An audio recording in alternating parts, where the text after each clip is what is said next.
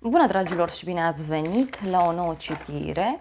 De această dată te invit la o citire generală, în cadrul căreia vreau să analizez relația dintre tine și o anumită persoană sau relația dintre tine și ceilalți la modul general vorbind. Să vedem ce trebuie tu să cunoști.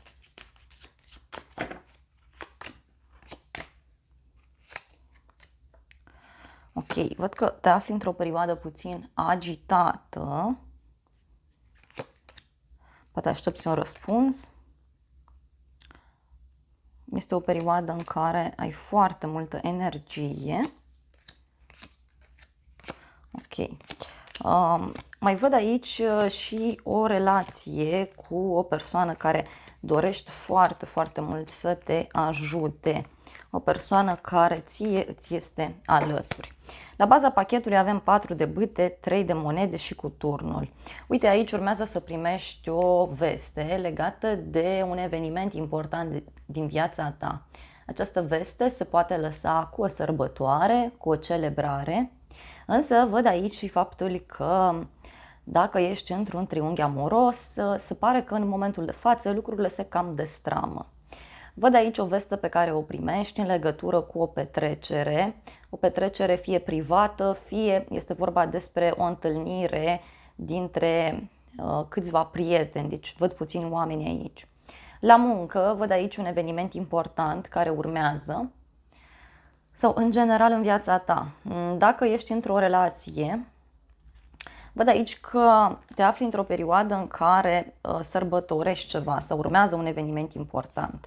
Regina de bâte vine cu o energie de foc și vorbește despre o legătură cu o zodie de foc, leu, berbec, săgetător.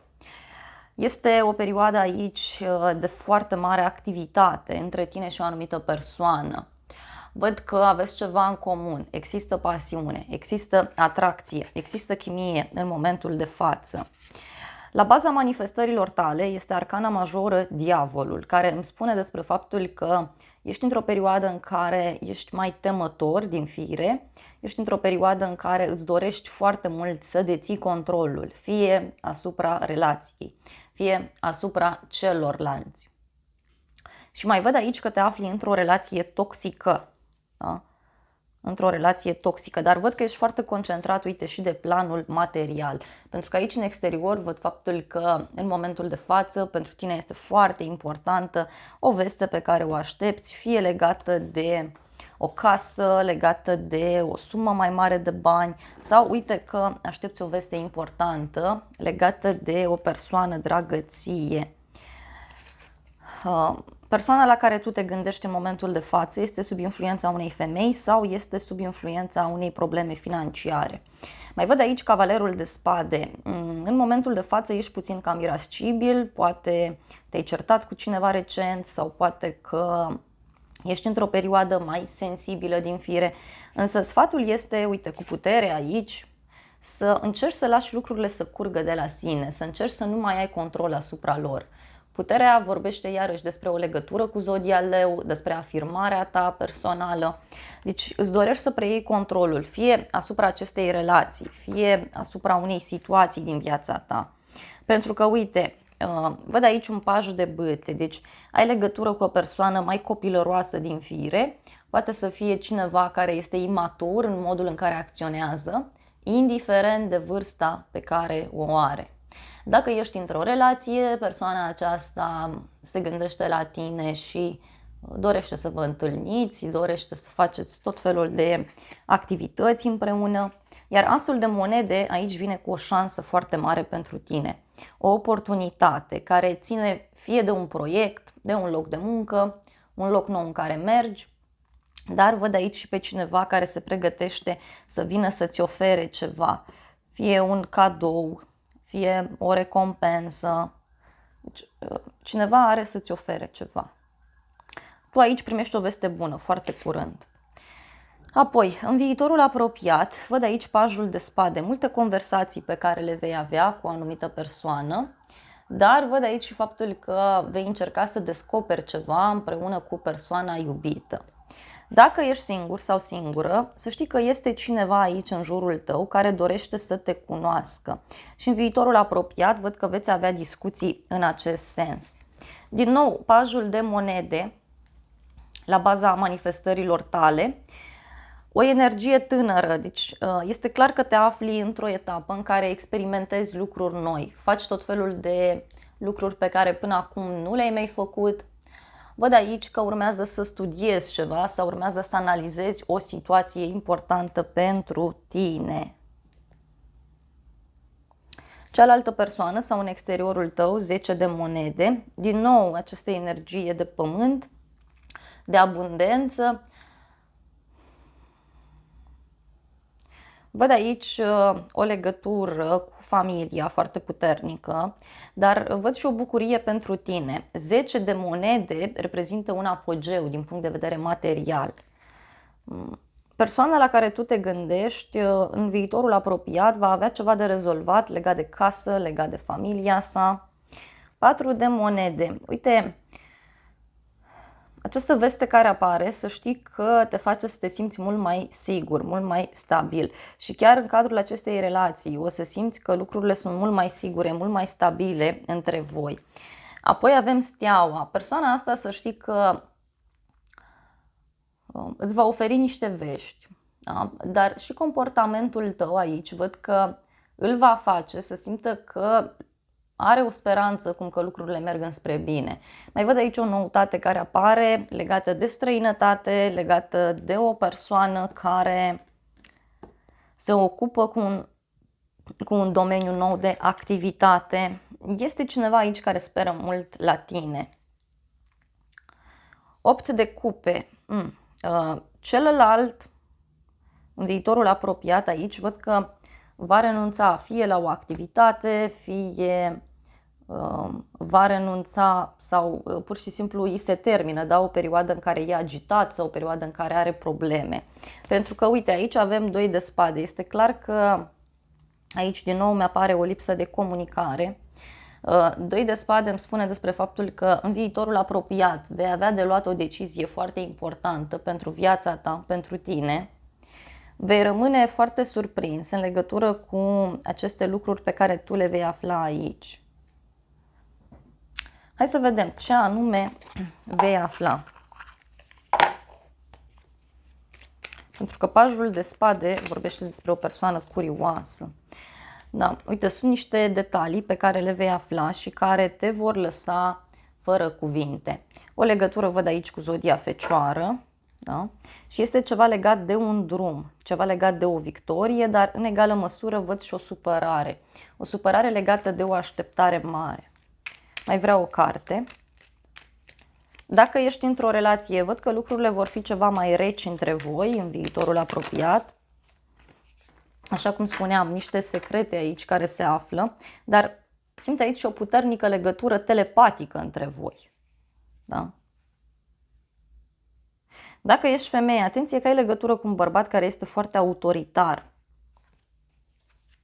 Cineva care vrea să controleze tot.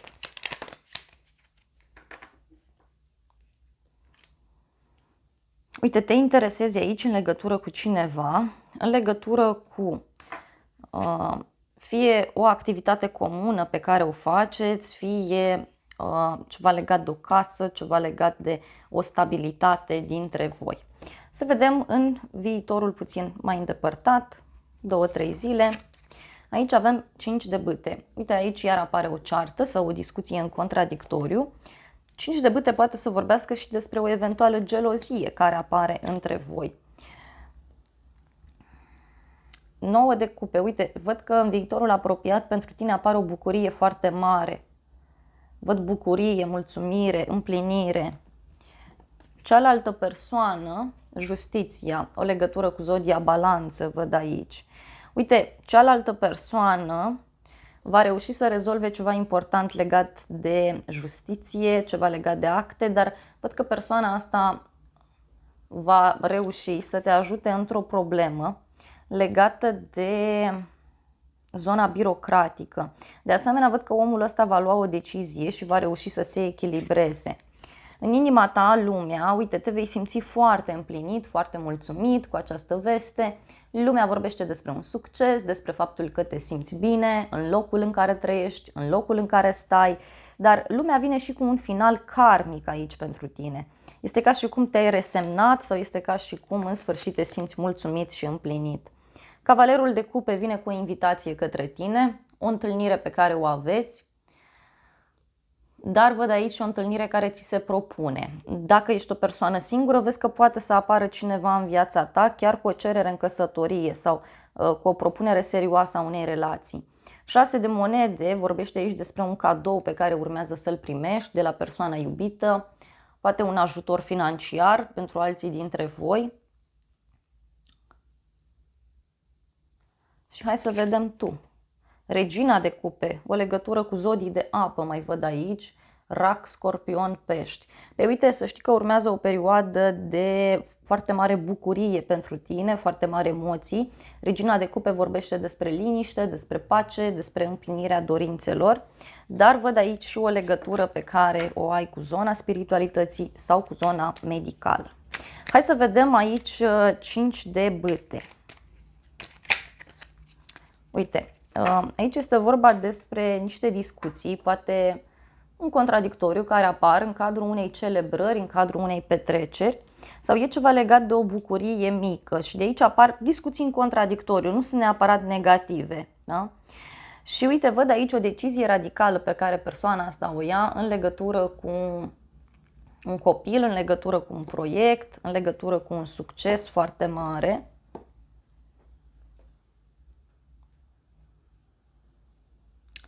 Însă, uite, văd aici că apare o bucurie extraordinar de mare. Hai să vedem mai exact. Pentru alții pot fi discuții în contradictoriu legate de un triunghi amoros, dar văd aici că în exteriorul tău, dacă e așa, lucrurile încep să se clarifice.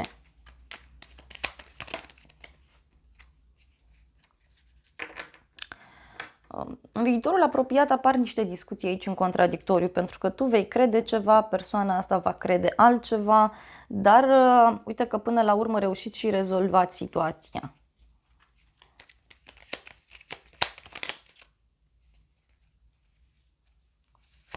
Uite, o decizie care se ia sau o soluție pe care o găsiți împreună.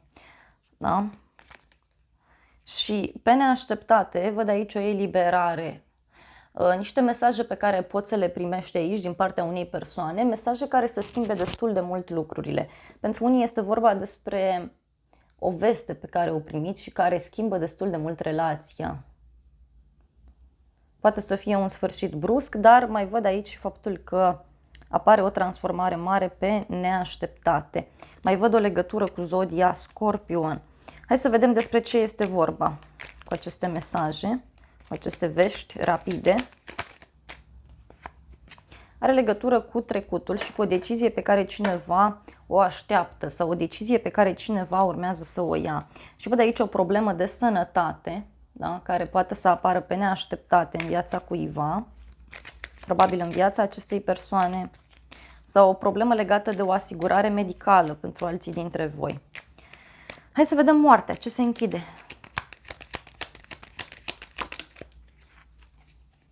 Bun, se închide această perioadă de lipsă de comunicare, da? Și în sfârșit cineva ia o decizie, însă este un nou început destul de stresant pentru cineva anume.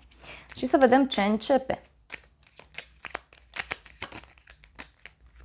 Începe o perioadă foarte stabilă în cadrul acestei relații sau pur și simplu tu începi un proiect nou, începi lucruri extrem de frumoase care îți aduc abundență și îți aduc stabilitate din punct de vedere material, dar uite, toată povestea vine la pachet cu o dezamăgire din punct de vedere emoțional, da?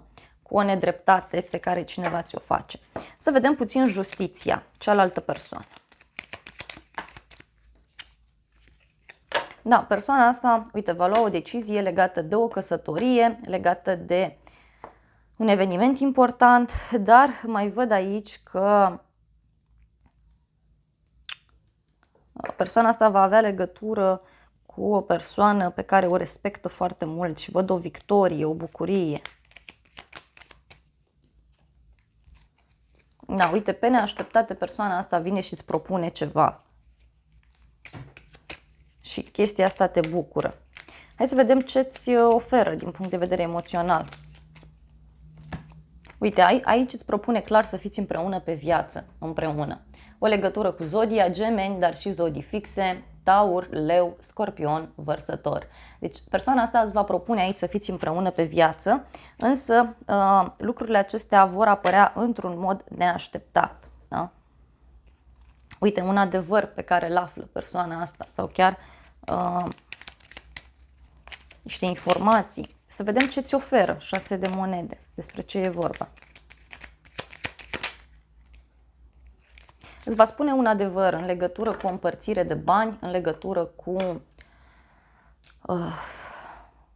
munca sa. Deci persoana asta are de împărțit ceva sau are de rezolvat ceva din punct de vedere financiar și reușește. Și uite, e cu mare noroc. Bun, dragilor, acestea au fost previziunile de această dată. Eu îți mulțumesc pentru atenție. Dacă ai rezonat cu mesajele, nu uita să te abonezi, să apeși clopoțelul, apasă butonul de like, funcții gratuite pentru toți și de asemenea te invit cu drag și la o altă citire dacă vrei să mai vizionezi. Eu îți doresc să ai parte de o zi sau de o seară cât mai frumoasă.